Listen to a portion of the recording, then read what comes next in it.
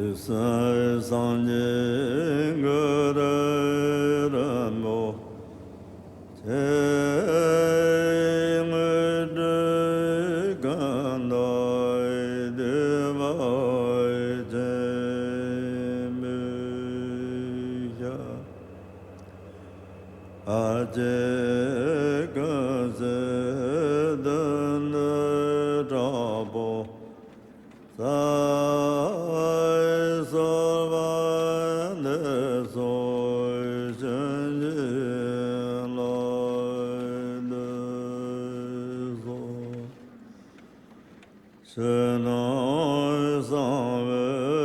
the foothills of the Himalayas, people have gathered from all over the world to witness the cremation ceremony of a high Tibetan Lama, Chagdud Tulku Rinpoche. Chagdud Tulku Rinpoche was among the Tibetan Buddhist teachers who fled their country after the Chinese communist invasion in 1959. After many years spent as a refugee in India and Nepal, he traveled to the United States and then to Brazil, where he built the first Tibetan temple on the continent, part of a network of centers that he dedicated to Tibetan Buddhist teaching and practice. Chagdud Tulku Rinpoche, known simply as Rinpoche to his students, was the first Tibetan master to fully ordain Western women as lamas. Among them was a young American called Jane Dedman, who fell in love with Rinpoche after meeting him in Nepal in 1978 and became his wife, taking the name Chagdud Khadro. It was love at first sight. Rinpoche was the last of the great bohemians, and I was the last of the petty bourgeoisie. I was always cleaning house or trying to tidy things up, or he was really big. He didn't like to say it, but he's the 16th recognized Chagdud Tulku. A tulku is the incarnation of a lama. A lama can have many emanations and more than one tulku. This has been a particularly magnificent lifetime in a degenerate time. It's against all odds. He had a dream that said he should go to America, and at that point, he didn't know where America was.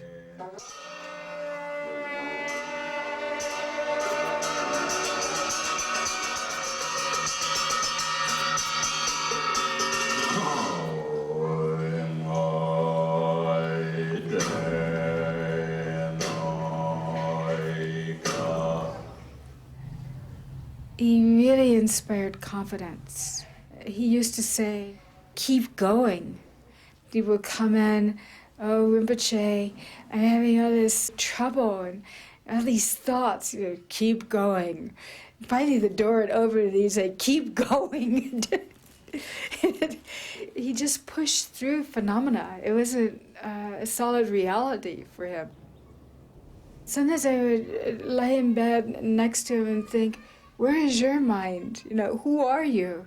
A psychic once said to Rinpoche, you're having a great old time pretending you're in that body.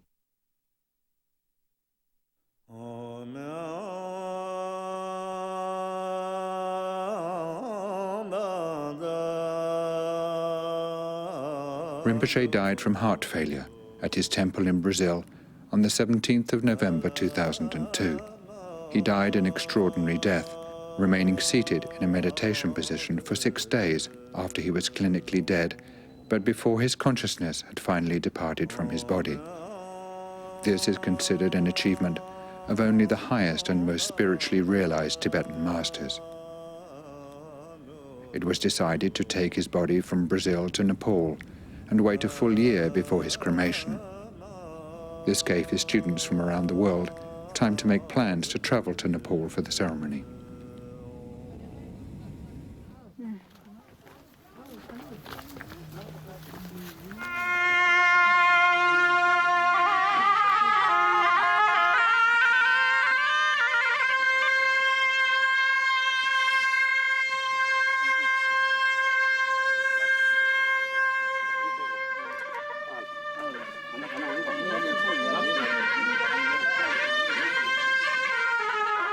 Among the high Tibetan lamas who gathered for Rinpoche's cremation was Kyabje Moktsa Rinpoche, who presided over the ceremonies. He still has a monastery in the same remote region of Tibet where Rinpoche himself was from.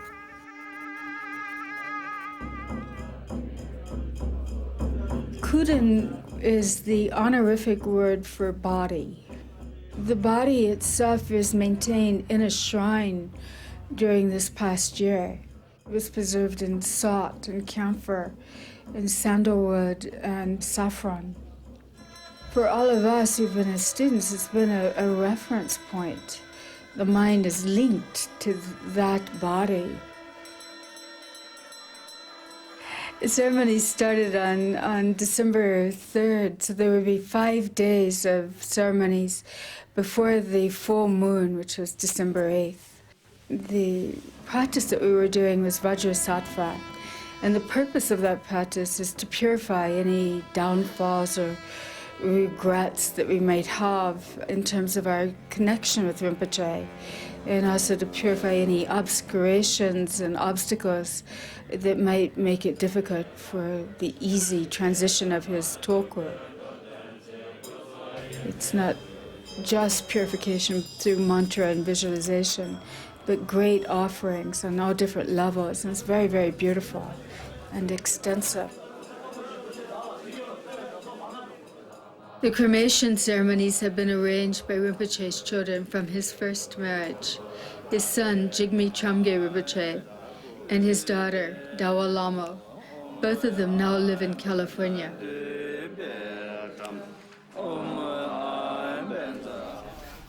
Rinpoche's grandson has been recognized as the incarnation of Dujum Jidra Yeshi Dorje.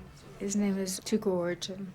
He's in a process of being trained by a very competent tulku, and he is a thoroughly modern young man. He's 15 years old and good with computers and all the technology, and that might be a contribution that he's able to make in the future. Some of the Brazilian Sangha members, they've saved every penny for a year to be here. All of them simply want to be present at this moment in Rinpoche's cycles, out of respect, out of appreciation, out of a sense of expectation of maybe some meditative realization.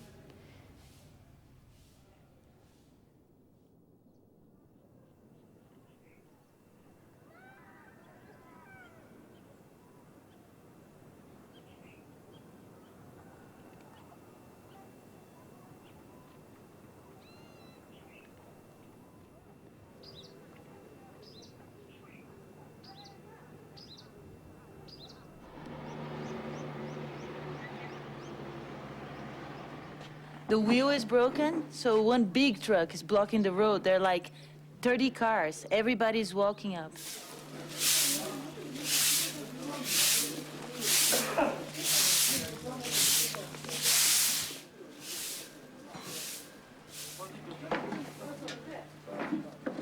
In the courtyard outside the temple, a kiln has been specially constructed for the cremation.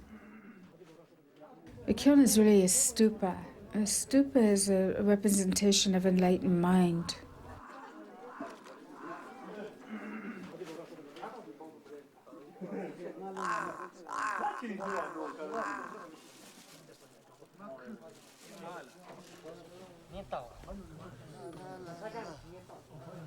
This morning situation is hectic. Car broke down, so everybody's nervous. Here we are not together because some of the main person that will be picking the shrine is in the bus. So now they are walking. So that's about it.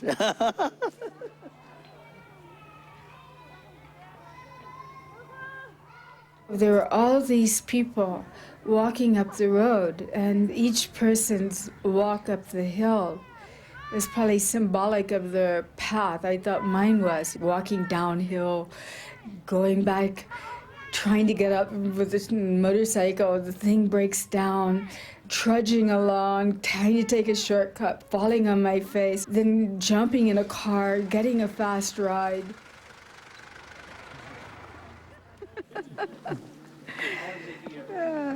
I was so moved by the devotion of all these students. Some of them walked all the way.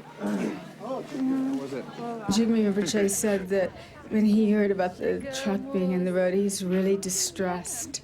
And then when people started arriving and they were in such good spirits, then he became really, really happy, thought it would all go well. Lots of walking exercise. And I got all the way to the front of the line, and then half of the people pop up on a shortcut. I just ran the whole time. It was horrible. I ran at least half the way. Why did you run? Because I wanted to be here first.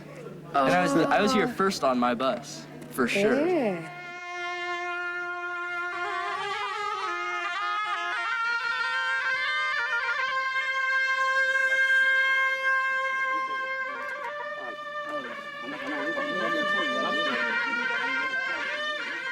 That was Chagdud Rinpoche.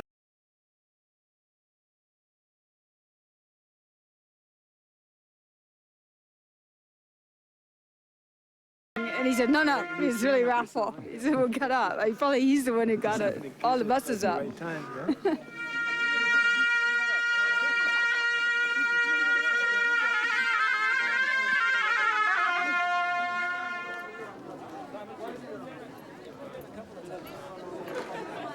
Came up through the fields was so beautiful, unbelievably beautiful. The morning sun coming up, and all the people that wanted to do trekking got to do their trekking. Everybody wanted to ride up on the bus, got to ride up on the bus. And we all kind of arrived up here more or less at the same time. So it was really Rinpoche's, I could feel Rinpoche's amusement. It was perfect. There was an obstacle in the road, and everybody overcame the obstacle. It was a complete delight.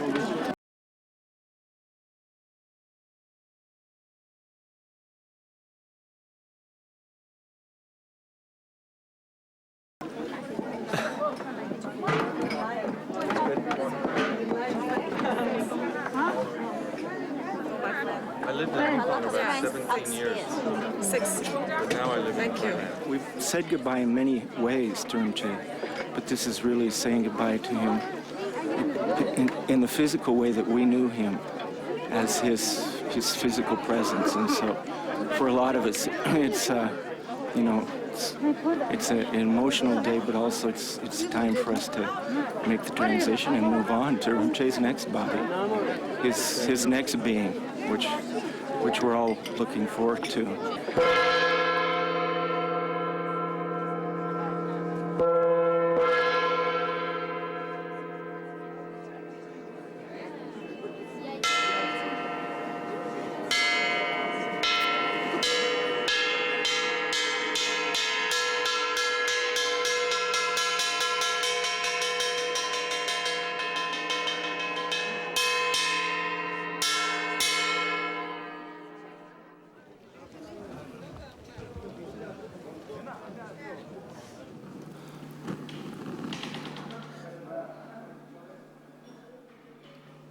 In the preparation for the fire puja, the lamas from Tromge and the Chagdud Tulku washed the body. They cleaned it of salt, and then they wrapped it in silks.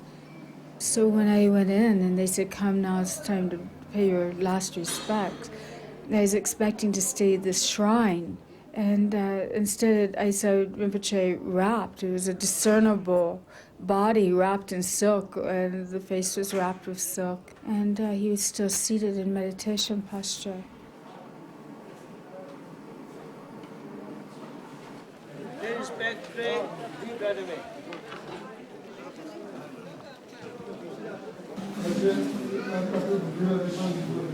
People circumambulated.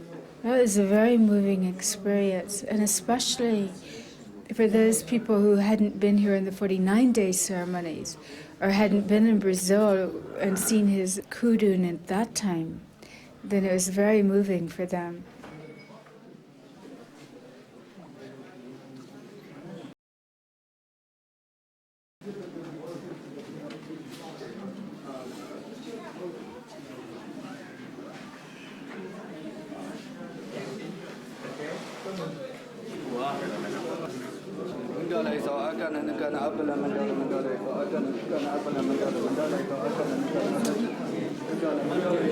Side, just to stitch the body. When they carry 4 people carrying, then you'll be on side. This side. It'll be like this.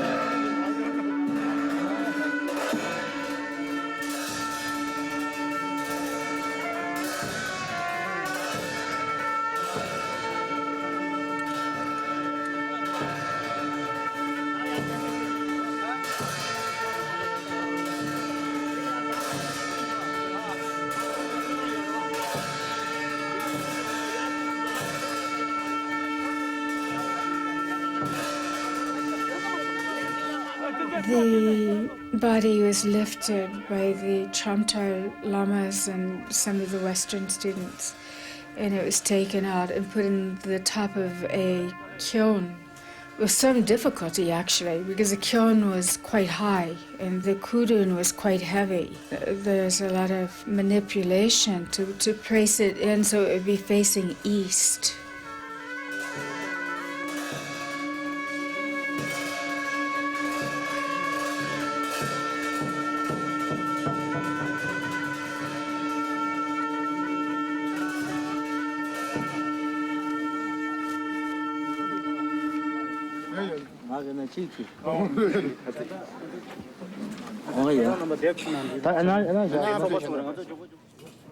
The object of the cremation ceremony was a final offering of the various gifts one can give.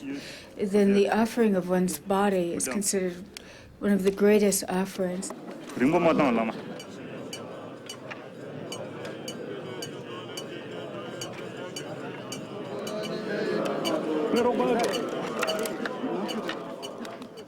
It was attended by 4 lamas from Tibet. In the ceremony, the 4 lamas said in the cardinal directions.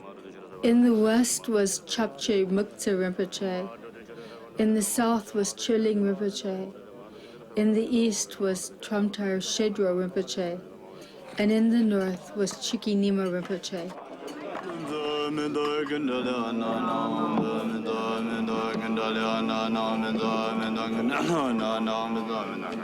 Each lama led the ceremony at his own pace, and so there was a constant sounding of konglings and jallings. It seemed like a great array and richness of sound.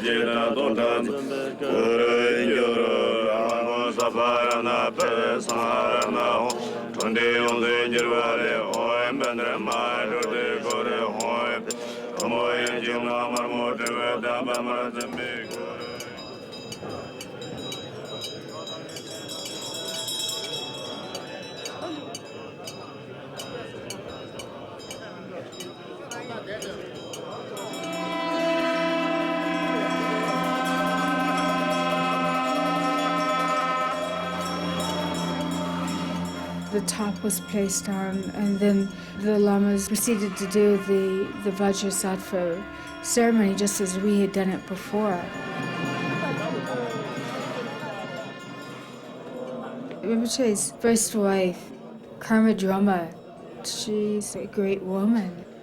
Mostly I feel a lot of respect and indebtedness, because I don't think Rinpoche would have lived as long had it not been for her generosity and her perception.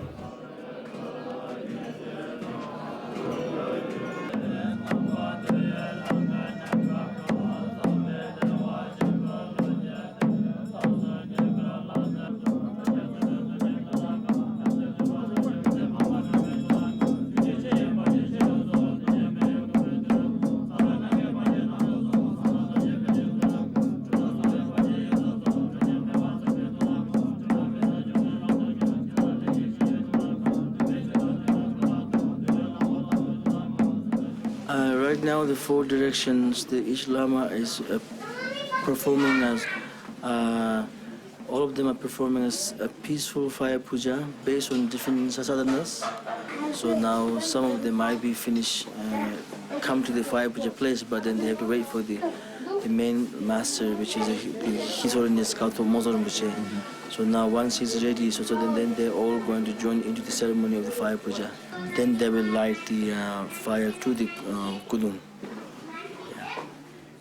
To have all of these lamas present, and all of them are very great lamas, meant that the offering was complete, not only in terms of the substances, but in terms of the activities accomplished and the aspirations for those activities to be fulfilled.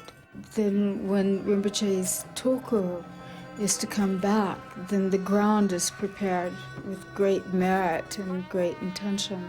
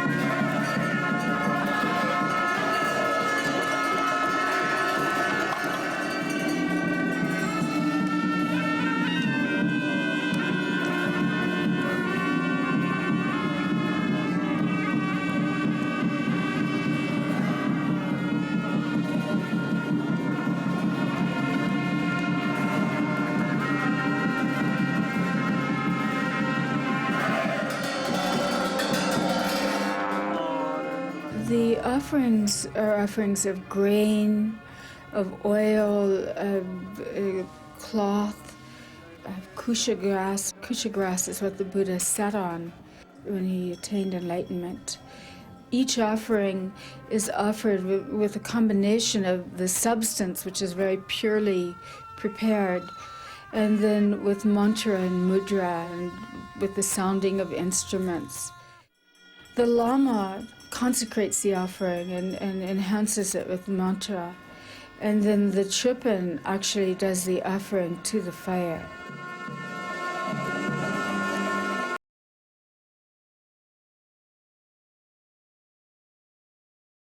Of offering substances, they're like the Lama's hands. The Lama can't be jumping up and down to do this. The Tripin is an extension of the Lama's activity. There were 4 Tripins, and then there were 4 Tripins assistants. So there was always a sequence of offerings going on.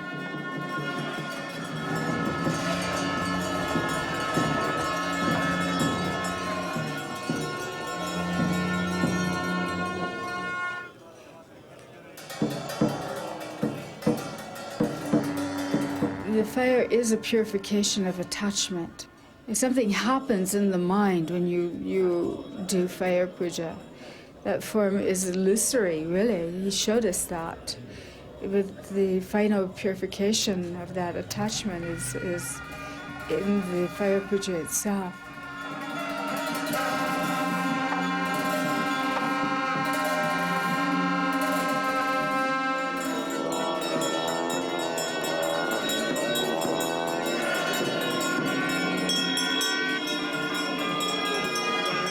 As the fire burned, then there was just billowing smoke. We had this sense of inhaling Rinpoche.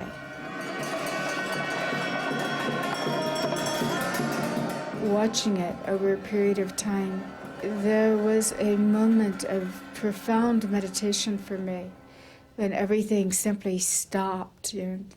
All my fixations on the outer phenomena, on my emotions, on the static of my mind, everything just stopped. There was a moment of just open awareness. I felt completely mingled with Rinpoche's presence. And it was very, very calm, very, very tranquil in that moment.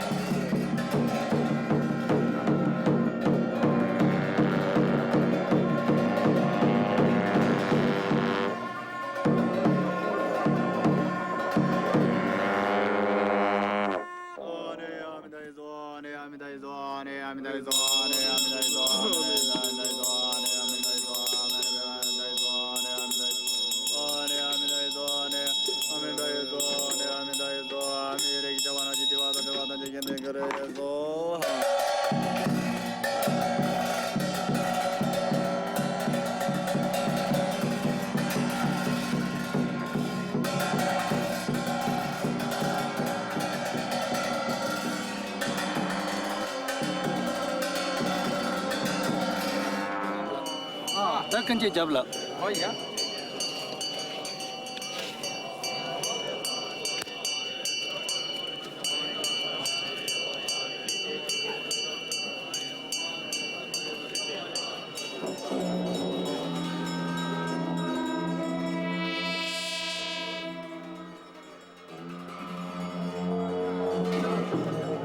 As the ceremony draws to a close, the stupa is sealed, to be broken open in a private ceremony some days later, and thank you offerings are made by the family to the visiting lamas and monks.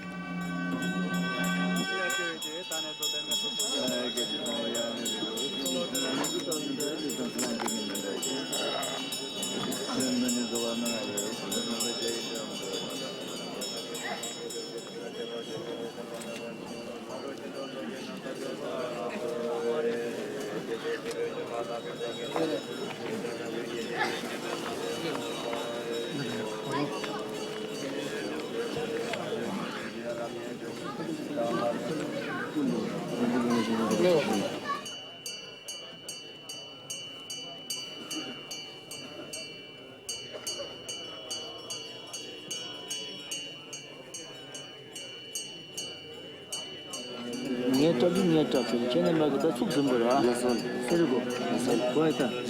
쟤네는 쟤네 축좀 그래. 야무 예수께나 떨리냐 잡혀. 뭐야?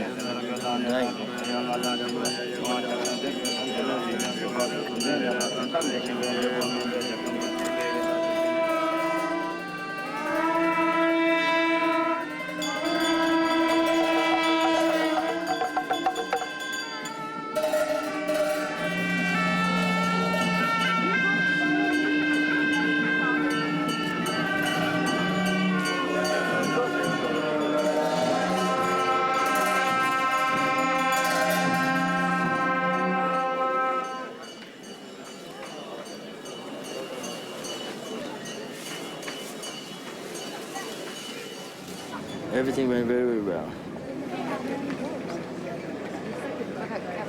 Everything went so beautiful.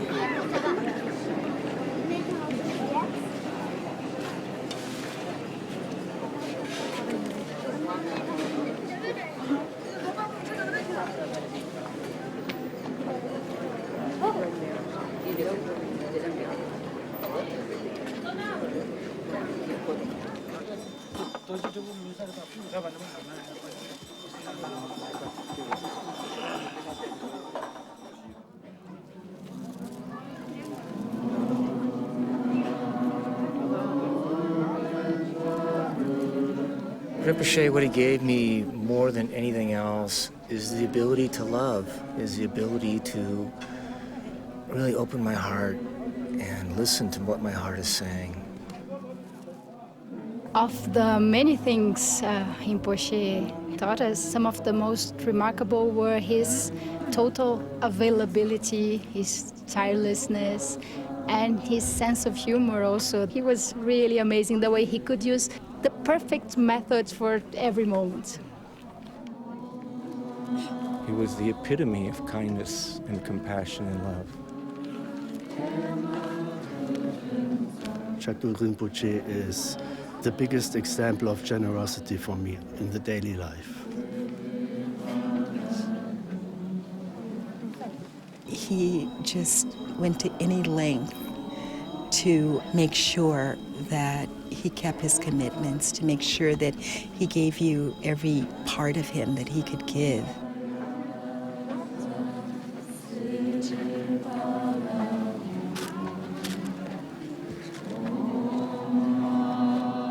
I miss really simple things like getting up in the morning and just going in and saying hello to Rinpoche. I really miss that. I miss his voice. I miss his humor. His humor really enriched things. I miss the magic of his presence.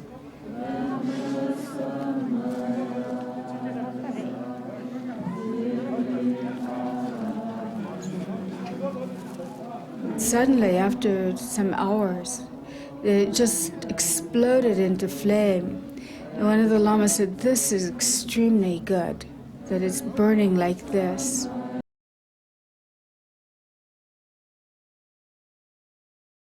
Velocity had been expressed through this offering of his body.